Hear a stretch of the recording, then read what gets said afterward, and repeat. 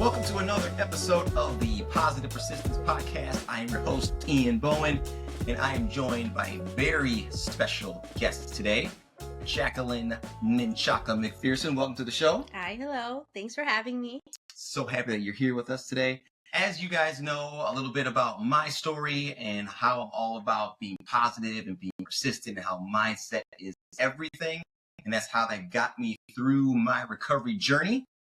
So too was that part of Jacqueline's journey as well. And what a journey and story she has. So let's dive right into it, Jackie. So like me, you also had spinal cord surgery. I did. In 2017, I was diagnosed with a spinal cord tumor in my cervical spine. And from there, I had surgery and I started my journey of recovery and perseverance and mindset changing. So tell us, how old were you at that time? I was 26 years old when I had surgery. Okay, so 26 years old. And I know now you're a mom. Yes. Were you a mom then? I was a mom then. I was a mom of a 2-year-old. And I had just given birth to my son, who when I had surgery, he turned a month old. So a month later, after your surgery, you give birth. A month before surgery. Yeah. Okay. So let's just dive right into it because so when I was about 5 months pregnant, I started experiencing symptoms. I started with tingling and numbness in my hands and my feet. It progressed, and towards the end of my pregnancy, it was burning in my hands and in my feet. I was diagnosed then by my OBGYN as carpal tunnel syndrome, which apparently is common during pregnancy because of all of the pressure that is happening on your nerves. Sure. So it wasn't anything that was alarming at the point when I was going through all of those doctor's appointments for pregnancy. Mm-hmm. I had my son September 6th of 2017. And I remember after giving birth, I remember still feeling the symptoms heavily now in my legs. That is when I started to have issues walking. It felt as though the epidural never fully went away. And that was big for me. And I made it a point to tell the doctor that. He said, don't worry, this will go away in a few weeks. Give it some time. This is the OBGYN. The OBGYN Okay. in the hospital is telling me this. So I'm like, okay, I trust doctors and I trust what he's telling me. Yeah. So I move forward. We go home and we're living in this bliss of newborn baby. And I have my daughter and I have my son, and it's feeling really good, really complete. Within the next few days, my body really starts taking a turn. I am unable at this point to change my son's diaper. He has more strength than I do in my hands, to the point of I'm trying to change his diaper and he is kicking my hands away. Babies kick. Sure. And they fuss when you're trying to change them. Yeah. And he is kicking me and he's able to push my hands away. Changing his diaper, changing his clothes because I wouldn't change it fast enough, so he'd pee on himself and everywhere. Sure. It's an ordeal at this point. And my husband, he's still working because that is our normal life. It works, and I'm at home with my children. Mm-hmm. I am a mom at this point. But for my birthday, which is 4 days after my son was born, we decided to celebrate by going to have a steak because that is my celebration food. And I'm sitting there, I'm cutting my steak, attempting to cut my steak, and I do not have the strength in my hand to cut through my steak. Mm. And at that point is when my husband finally was alarmed because he's seen it with his own eyes, the struggle that I was having. And he had tried to cut my steak for me at first, and being stubborn, I said, no, I got this. And I pushed his help away. And after he had finished his food and I'm still struggling to cut through my steak, he says, just let me cut your steak for you. And I said, yes. I pushed my steak towards him in frustration, and he cut my steak. And that was a realizer in that this is not okay. This is not normal. This is not going away. And that's when we started to make phone calls. I could not hold a phone in my hand at that point. Actually, I was dropping my phone consistently. So to send text messages, I was using talk to text, which was, awesome. Technology is amazing. Right. But I was not able to do that for myself. So my husband's calling around, making all these appointments, and we go to a bone and joint doctor. That's where we started. He sends me for an EMG, which tests the nerves. And then from there, I got an MRI, and I got the results of the MRI as I'm sitting in the appointment for the bone and joint doctor. So you can look over the results. And I read the results, and it says that I have a mass on my spinal cord. And I just take a deep breath, and we walk into the appointment. And the first thing that the doctor says is, I'm not an oncologist, right? And my husband and I take a deep breath, and the doctor at that point gives us referrals to doctors in Chicago. Now, what kind of doctor are you seeing at this point? This is not your OBGYN. No, okay. Right. So at this point, we were seeing a bone and joint doctor, and he referred us to see a neurosurgeon or oncologist. He referred us to see an oncologist in Chicago. So he gave us the name of a few and says, go there. So we leave the doctor's appointment, and we're sitting in the parking lot, and we look at each other and say, okay, what's next? Yeah. And my husband calls our OBGYN because we were trusting at this point. We're still trusting. We still believe in them. And he gives us the name to a neurosurgeon that's in that same doctor's building. Okay. We call to see if we can get an appointment that day. And he's like, you know what? He's not in the office today. We're going to schedule you first thing in the morning. So, all right, here we go. First thing in the morning. We're there. And at that point, I cannot walk anymore. So my husband wheelchairs me into the doctor's appointment. And I don't know how many people have been to a neurosurgeon or a neurologist, but the paperwork that you do there is very lengthy. Yeah. There is a lot of pages. There's a lot of yeah, for sure. So, my husband, I cannot hold a pencil at this point. My hands are stuck closed like this. I do not have the strength to open them. I do not have the strength to hold a pencil.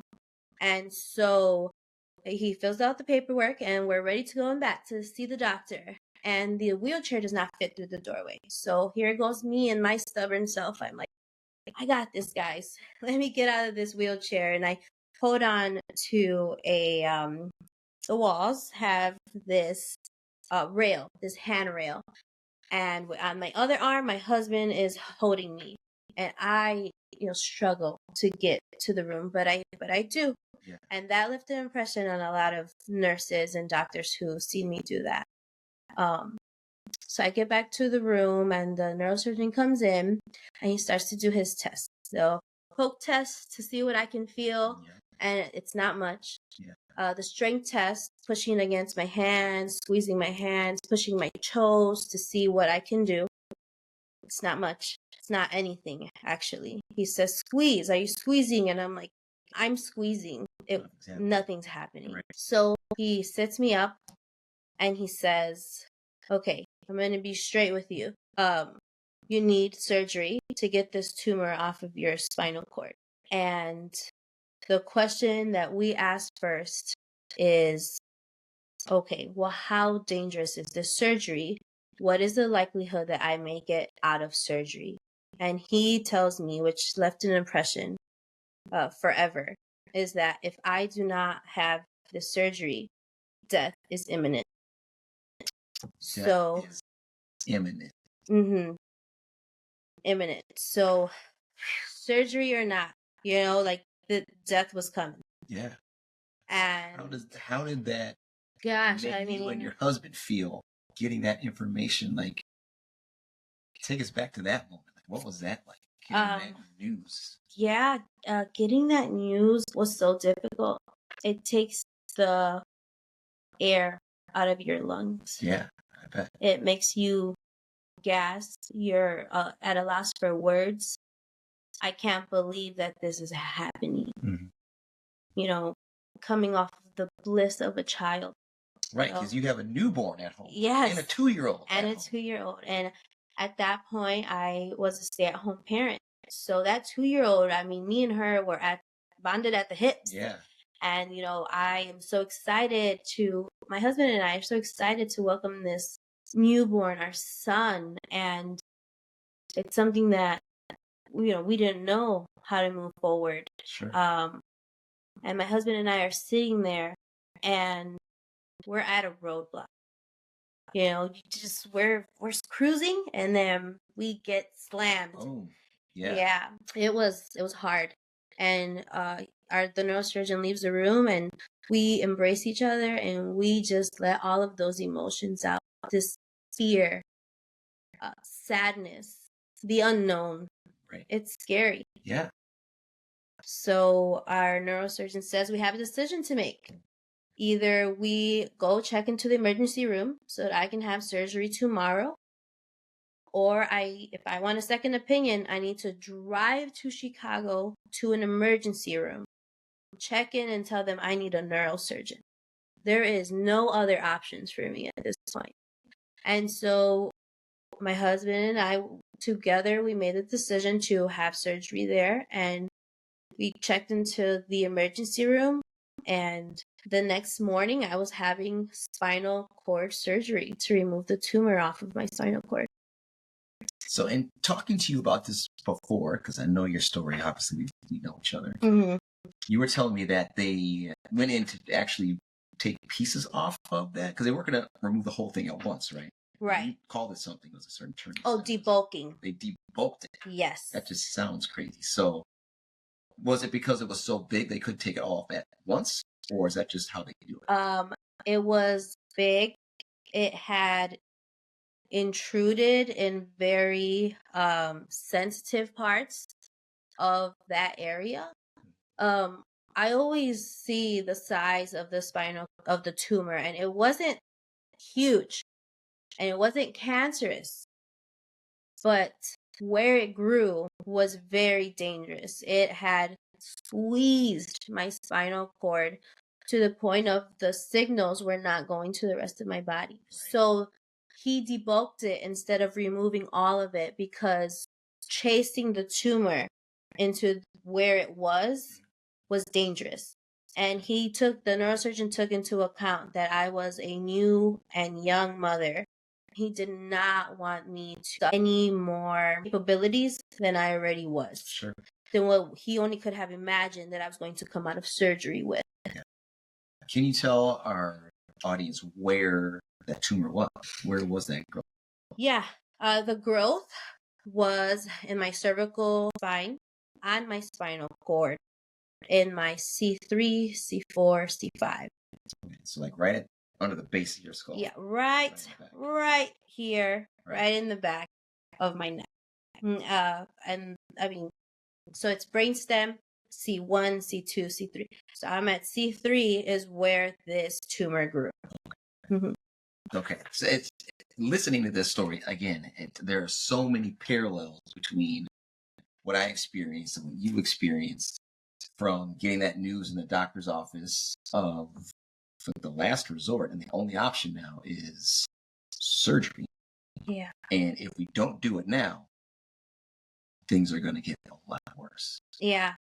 And in that moment, you have to make that decision.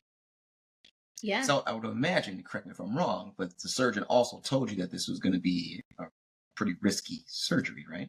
Yeah. I mean, the thing for me was I had already seen the other side of what you had yet to experience. You went in when you were tingling. I went in when my systems were failing. So, yes, risky, yes. But there was nothing left. We either took the risk of surgery or we knew that on the other side was death. Yeah. What a situation to be in. Yes. So clearly you opted to have the surgery. Yes. So what was your recovery like after surgery? Man, I remember coming out of surgery just being in agonizing pain. I never had a surgery prior to this surgery. And I just remember waking up and the pain that's just in my neck was so terrible. And so I had to relearn how to use my hands to eat. Initially, when I got out of surgery, I could not feed myself. I could not lift my head off of the pillow. So are you going through like occupational therapy at this time? Yes. Physical therapy? So occupational therapy to learn how to reuse my hands, physical therapy for everything else. Yeah. And once you start going through physical therapy is when you really understand the severity of the situation and how much the spinal cord affects your whole body. Yeah. I mean, I could not have imagined such a thing. My balance was off. I didn't know that was going to be affected. Sure. And I could not stand up straight. One of the tests that they do, I don't know if they do this to you, was standing up with your eyes closed. Seems so simple.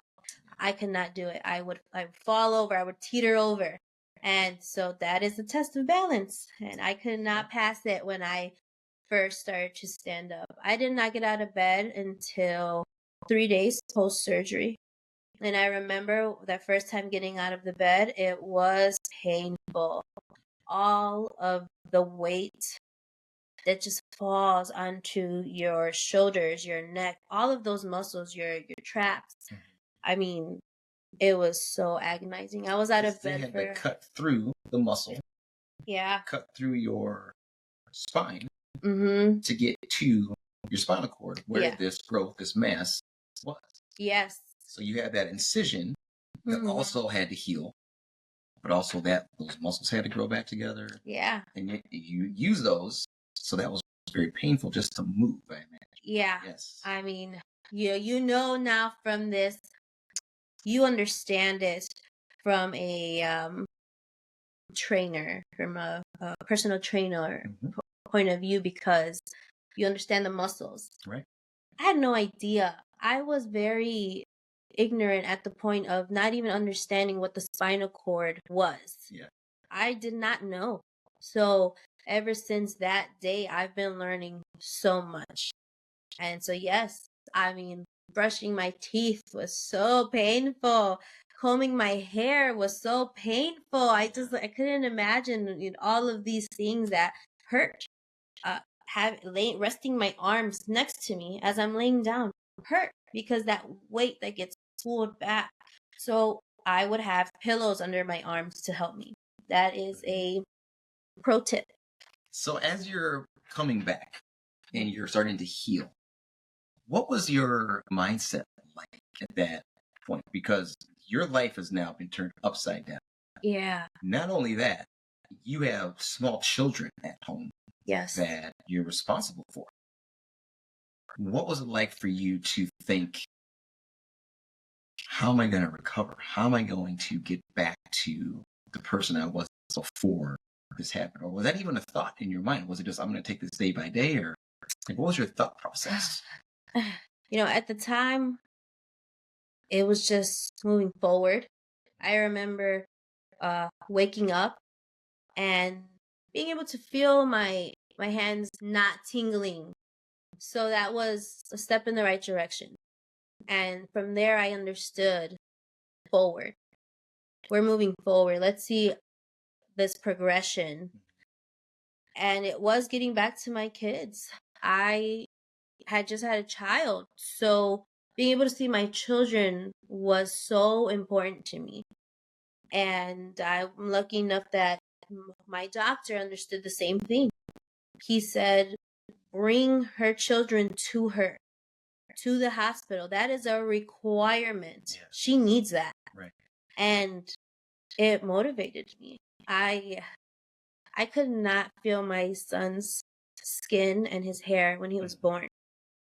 And yeah, that it's not a big deal until you can't feel it. So when he was first brought to me after surgery, feeling his skin, being able to feel that. I have videos of when my son was first put on me, and the first thing I said was, I can feel him. And that was so overwhelming, and it really took me to the next level.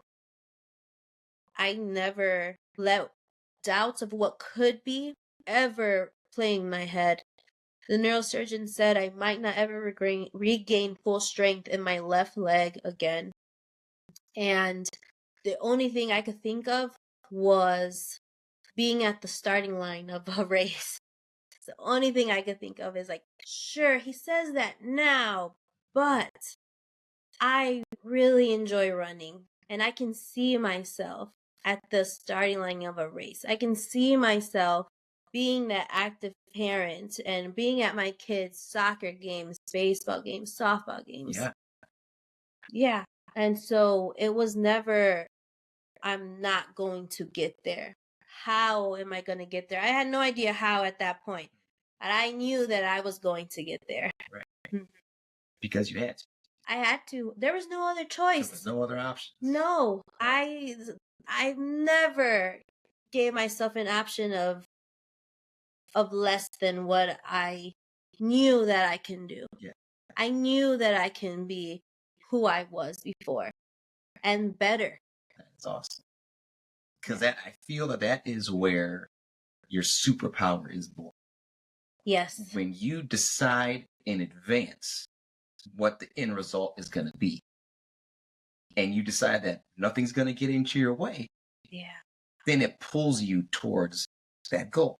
And you talked about, you saw yourself at the starting line of a race. You saw yourself doing the things that you used to do or the things that you wanted to do. So you were envisioning those things. Yes. And when you do that, I feel that really makes them real. You Yeah. can start to see them. You can start to feel them. You can imagine what it's going to be like to be there. And that pulls you towards it. Yeah. And I love the fact that I felt the same way when they said, you're not going to be able to walk again without durable medical equipment. And you're not going to run again. And I feel like you had the same response, which was like, watch. Yeah. Almost like, you don't know who you're talking to, doc. What? Tell me I can't. Right. Right. It's almost like it's a negative dig. Like you take it personally. Yes. Like I don't know who you think you were talking to. Mm-hmm. But that's not how this is going to happen. Not this one. Exactly. Yeah. Right? And I think that is so powerful for people to understand that they can put themselves in that same state of being if their why is big enough. Yeah. Right. And you had a huge why. Yes. Your kids, you wanted to be there for your children. Mm-hmm. And I think that once you have that why, it's going to pull you through whatever stands in your way. Yeah. Right? If it's the correct why, if it's a big enough why. Yes. And you are a testament to mindset, because not only did you recover and get out of the hospital, you did get back to running. I did. My first run was a 10K, and man, did it feel good. Yeah. The adrenaline that I get from crossing a finish line, it's so amazing, and that really pushed me. And I have, so many people to thank for that. Running has given me a sense of accomplishment when I became a stay-at-home mom, because it was very difficult to find accomplishment when I wasn't focusing on a career. Sure. And so crossing that finish line felt so amazing. It gave me something to work for. It gave me that completeness. Mm-hmm. And so when someone told me, I don't think so anymore, but you don't understand. You must not be a runner. So yeah, I mean, that first finish line that I crossed and that medal that I got, I wore it very proudly, and I that is just amazing. And now I look forward for that feeling over and over again. And it brings me back to that moment. Yeah. That feeling of accomplishment. Yeah. That feeling is an amazing one. Would you say that finishing that first race that you ran post-surgery, did that fuel you to do other races? Oh, yeah. Is that kind of like this the tip of the iceberg and you were like... Yeah, if I can do a 10K, what else can I do? I signed up for a half marathon. Well, technically 2. I signed up for 2 half marathons, okay? And one was in the spring and the other was in the fall. And so I signed up for these half marathons and I'm training for them. I am doing boot camp classes to get myself in shape for this half marathon in the spring. Right. And while I'm doing that, I'm still going to doctor's appointments to check on how I'm doing, check on how the residual tumor that was left behind, check on how that's doing. And so in those months leading up to July, I was told I was going to need a second surgery because that tumor that was left, it's growing, and it's growing in the wrong spot. It's growing really close to my vertebral artery, and it needs to come out. And so I'm training for this half marathon thinking, dang it, Right. I had a half marathon planned in the fall. And I don't think I'm going to be able to get to that one. So yeah, I finished the half marathon in May. I loved it. I cried at the end of that finish line because, gosh, it feels amazing. And also, I was struggling mentally at that point with this second surgery because I was now sent from this hospital, and the doctor said there, I don't feel comfortable doing this surgery. It is dangerous. So I had to go to another hospital, a big hospital, and I was nervous. If my neurosurgeon was nervous, I was nervous. Yeah, that's kind of scary. Yeah, it was very scary. I dealt with true fear of thinking that I'm going to die, that I'm not going to make it out of this surgery. That was such a mental battle. I felt almost broken mentally. What got you through that? Yeah, my family, my kids, my husband, running, boot camp. More than you know, Ian, you really got me through a lot of that. And I'm glad that we could be that for you. Yeah. Did that, all those things that you just mentioned, was it the fact that they were a distraction so you didn't have to think about what was going on, or? I would say it was a distraction, but in a good way, a healthy way. Because if I was just at home, my mind would spiral into what if and what could be. And, I just wasn't there. I would spiral negatively. So I'm happy that I found these distractions because I was ready to write, I don't know what they would be described as, but goodbye letters. Like if I didn't come out of surgery, I wanted to write, all of my family letters, because to think that I wasn't going to be there for my kids, that was scary. Yeah. So luckily I woke up from that surgery and I have been forever grateful. I got the news that the tumor is out. I am tumor free, finally. And yeah, and so I started my journey of physical therapy again. But me being so hard-headed and stubborn, that half marathon that was waiting for me in the fall, my brother actually, he ran the half marathon in my place, and I walked the 5K. Probably shouldn't have done that, but don't tell my neurosurgeon. Everything came out great. I walked the 5K and it felt amazing to be out there. I did it in a neck brace because at that point I had a fusion. I had a cervical spinal fusion. That was as the result of your second surgery? Yes. Okay. So now I am with hardware in my neck, and it comes with its own challenges, but I refuse to live life in fear and what could be. So I continued to push forward. Yeah. I walked that 5K and it felt amazing. And after that, I've gone to do a few half marathons. I've done a triathlon, a sprint of the triathlon, but nonetheless, I did it. And then I finally came and I ran a marathon. Full marathon. A full marathon. And gosh, that mental mindset, that mental strength, it really pulled me through. Yeah. I had met challenges already that I did not foresee, and I overcame them. So going to this marathon, it's a challenge. It's not supposed to be easy. No, it's not. But I knew that, right? Yeah, you knew it going in. Yeah. So I was always describing it as this is going to be the worst and best 26.2 miles of my life. Right. And it was. It actually was just the best 26.2 miles that I could have ever experienced because my mindset, it never wavered.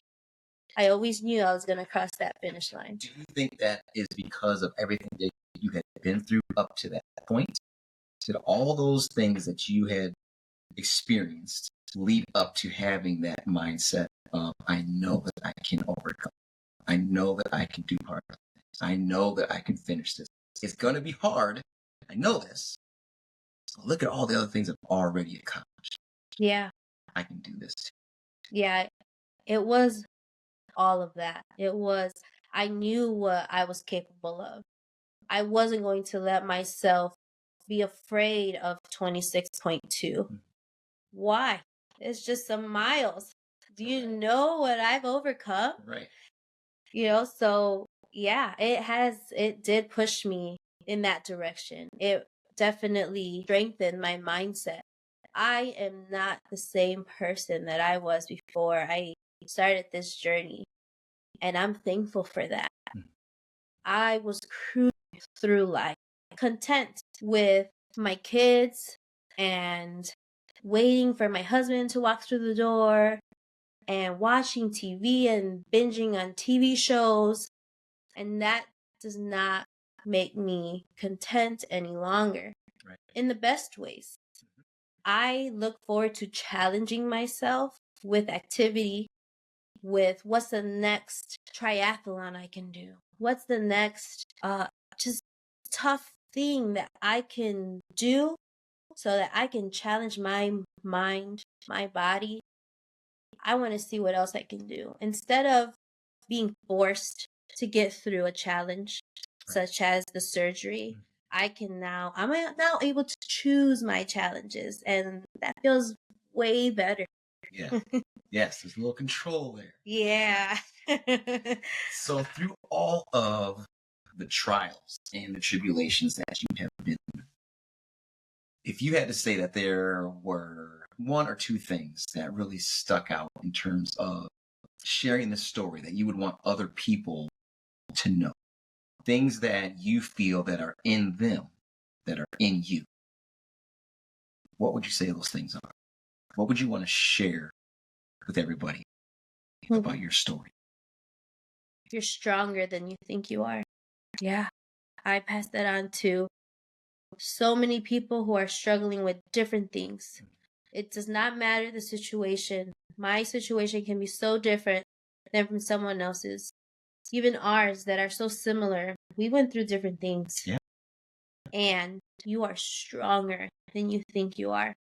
I could have never imagined if you would have told me a book of my life and showed me what I was going to go through.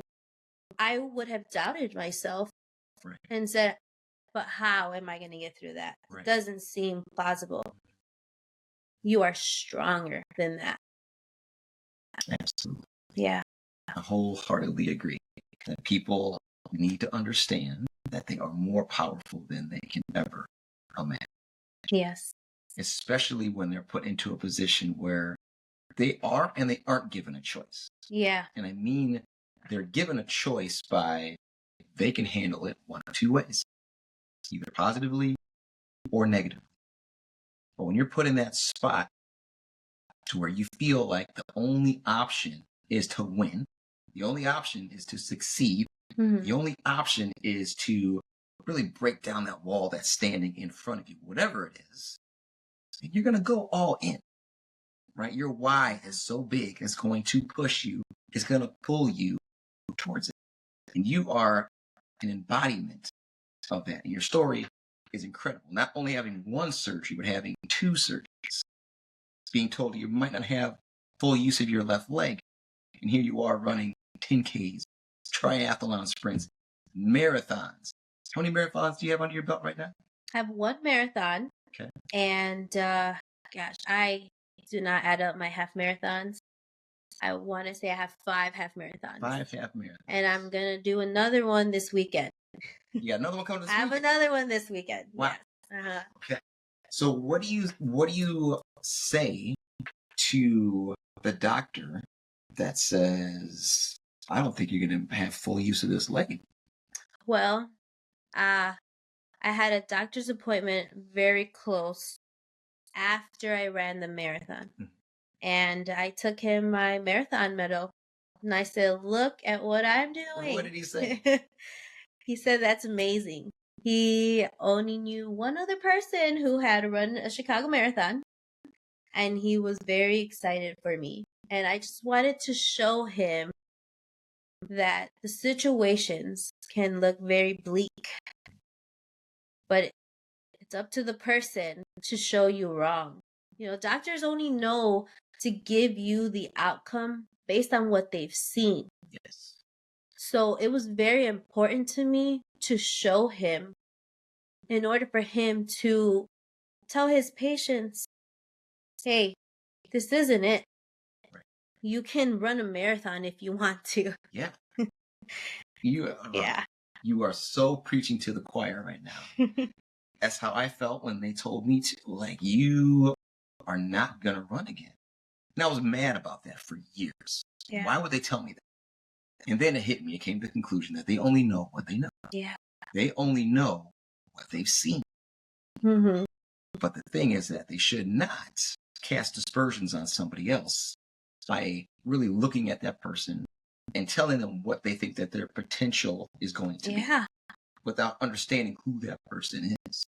Yeah. That's why you've heard me say before, and that's why we need to tell people all the time, do not let someone else's perception of your capabilities become your reality. Yeah. Right? Because you know better than anybody else what you can do. Exactly. And you know, maybe you don't at the time, but you do not want to let that get in your head. We are strong enough, and I'm going to say stubborn enough and hard-headed enough. Definitely take some of that. That when the doctors told us that, we said, not us. Right. And we wanted to turn around and show them what we are capable of. There are other people who say, all right, that is my future. They don't strive for greater. They don't strive for more.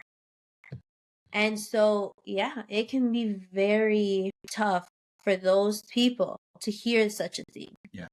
Lucky enough, you know, we have been passed down those character traits. I guess so. Because I know my mom's hard-headed. Stubborn person. But I think now it is up to us to make sure that we're sharing our stories out there to let people understand that you don't have to be relegated to someone else's thoughts of what you can and what you cannot do. Yeah. Right? And we need to let people know that they are so powerful if they just look within and they dig deep enough and they want to push hard enough that they can step into their potential and unleash their purpose. Yes. I definitely believe your why has to be big enough, has to be strong enough, and it definitely has to be positive. I believe positivity, positive talk is how we should talk to ourselves.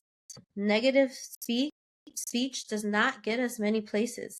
There's so many studies done on negative speech, even towards plants. If you talk to them negatively, they're not going to grow. They're not going to grow. But there's there's some studies where you talk to plants positively and man, they're flourishing. So how is it not the same for us? Right. You know, we have to tell ourselves positively what is our why. We have to look for the positive one. I think at some point started, I want to work out to lose weight. Well, there's a lot of negativity that can come with that, because if I'm not hitting those benchmarks, then I'm going to start to get down on myself. But if I say I want to work out to gain fitness, well, lifting a heavier weight is gaining fitness.